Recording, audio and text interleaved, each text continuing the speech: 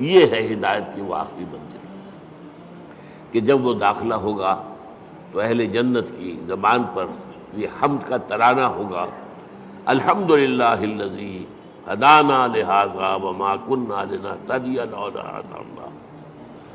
اس میں یہ ہے کہ وہاں پہنچا دینا، لیکن اس دعا کو آپ یاد کر لیجئے، کبھی کوئی نئی بات آپ کے علم میں آ گئی تب بھی آیت پڑھیے، یہ اللہ نے مجھے علم دیا ہے، ہم اس قابل نہیں تھے کہ علم خود حاصل کر لیتے۔ وہ اس آیت کا ترجمہ کیا ہے؟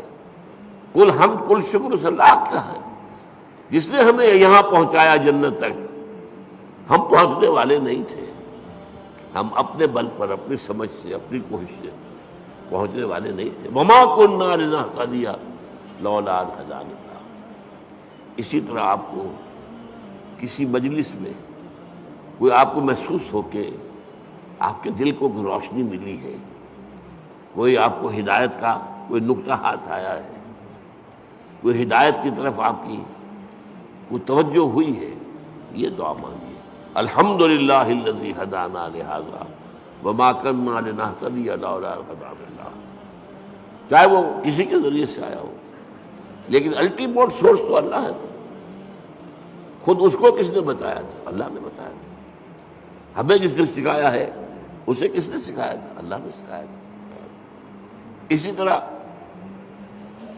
الحمدللہ الذی صدقنا وعدہ واورثنا الارض نتبوأ من الجنۃ حیث نشاء۔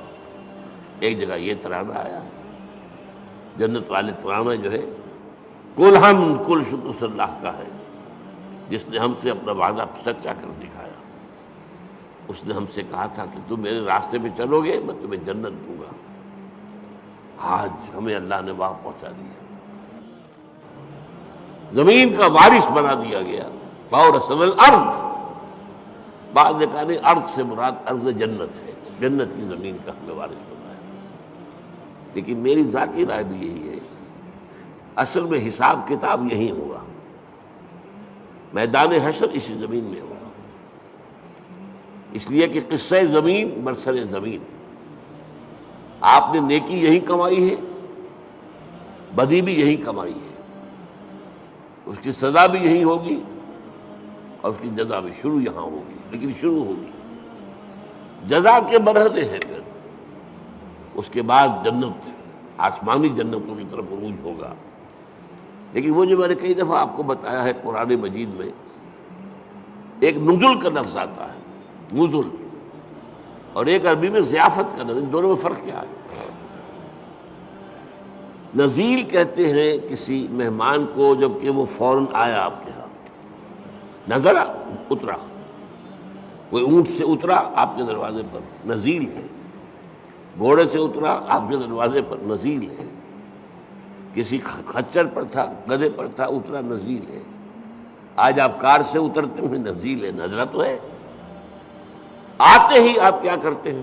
موسم کے لحاظ سے کوئی ٹھنڈا یا گرم، فوری طور پر ٹھنڈا یا گرم جو ہے اس کی تبادل کی جائے گی، پھر ضیافت ہوگی، پھر اہتمام ہوگا، پھر جو ہے آپ اہتمام کے ساتھ کھانا تیار کریں گے، اس کو ضیافت ہے۔ یہ جو قرآن مجید میں یہ نقطہ جو ہے بعض لوگوں کو بہت پریشان کرتا ہے، ذرا لطیف مزاج رکھنے والے لوگوں کو، کہ کیا جنت کے اندر اللہ تعالیٰ حوریں ہوں گی، غلمان ہوں گے، شہد ہوگا، دودھ ہوگا، پھل ہوں گے، یہ مادی چیزیں جو ہیں ان کی کیا قدر و قیمت ہے؟ کیا یہی کچھ ملنا ہے؟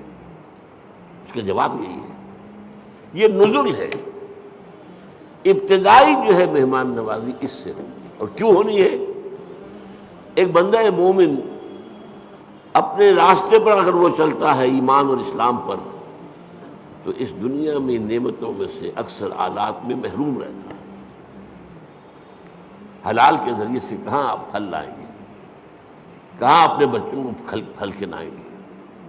آپ کو تنگی ترشی کے ساتھ جو ہے آپ نے اپنے نفس کے اوپر بھی قابو رکھا ہے، آپ نے کوئی جنسی جو ہے بے رحمی اختیار نہیں کی ہے۔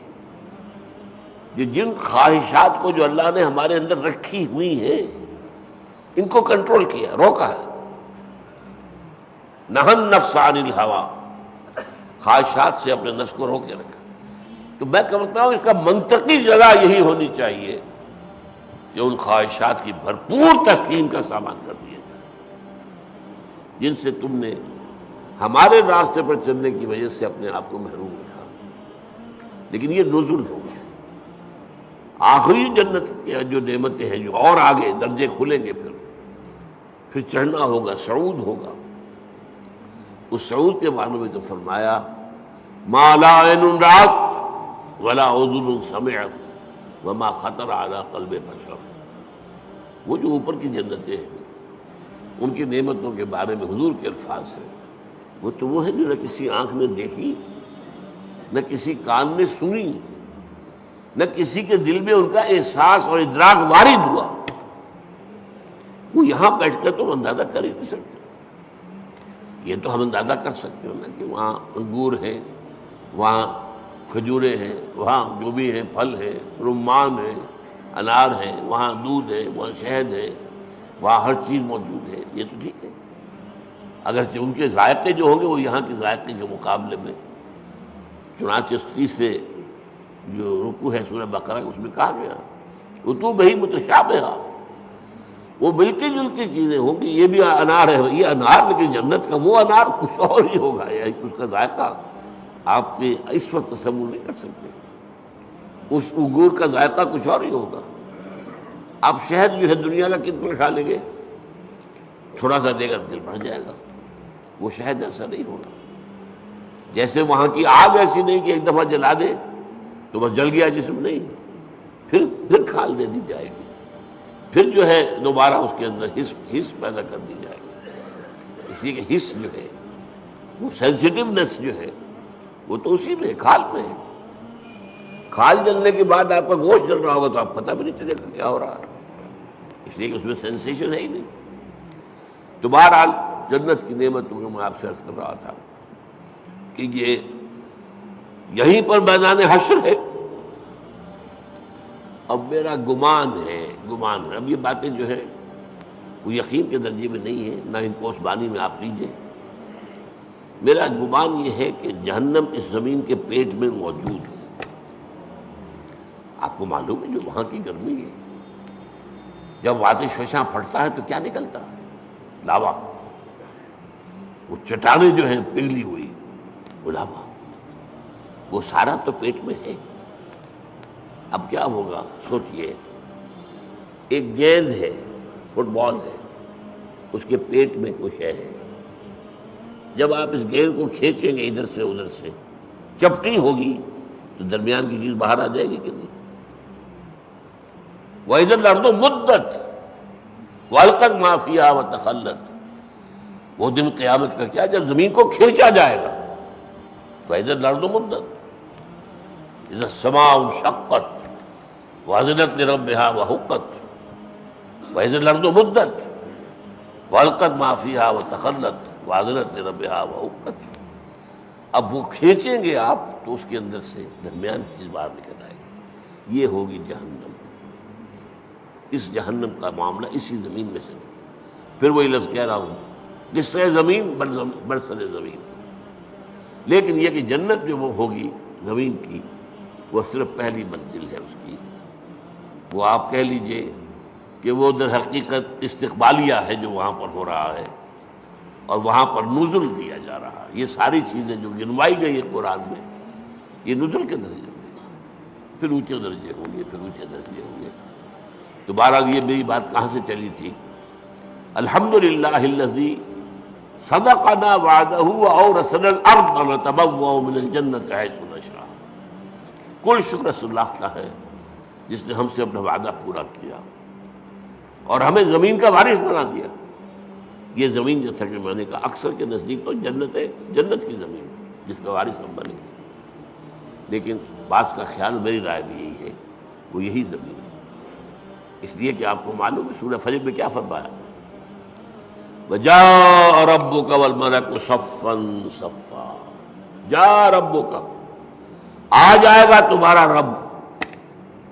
اللہ تو نزول فرمائے گا، میدان حشر میں آئے گا، یہی مقدمہ ہوگا، یہی عدالت لگے گی۔ جاء ربک والملک صفا صفا، تمہارا رب بھی آ جائے گا اور پھر فرشتے ہوں گے صفے باندھے ہوئے قطار اندر قطار، یہ نزول ہو۔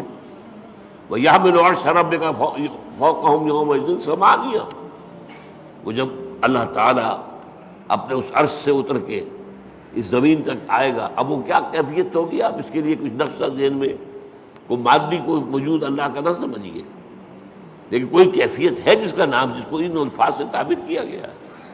اب الفاظ ہے تو کسی درجے میں مناسبت ہوگی، وہ حقیقت تو اس وقت کھلے گی، جیسا کہ میں نے کہا جنت کی نعمت ہوگی، حقیقت اس وقت کھلے گی۔ ما لا عین رأت ولا اذن سمعت وما خطر علی قلب بشر، اور قرآن میں جو آتا ہے لہم ما یشاؤون فیہا ولدینا مزید، اہل جنت کے لیے وہ تو سب کچھ ہوگا ہی جو وہ چاہیں گے، ہمارے پاس اور بھی بہت کچھ ہے جس کا تصور ہی نہیں ہوگا، تو ہم کہاں تک تصور کریں گے، ہمارا ذہن بہت چھوٹا ہے۔ لہم ما یشاؤون فیہا، وہاں وہ تو سب کچھ ہے ہی ہے جس کا کہ ان کے اندر تمنا ہے، آرزو ہے، خواہش ہے، جس کی سمجھ ہے، جس کا ادراک ہے، جس کا شعور ہے۔ وَلَدَيْنَا مَزِيدٌ، ہمارے پاس اور بہت کچھ ہے۔ اور یہاں وہ جوڑ لیجئے ما لا عین رأت ولا اذن سمعت وما خطر علی قلب بشر، تو یہ اصل میں حمد ہے، شکر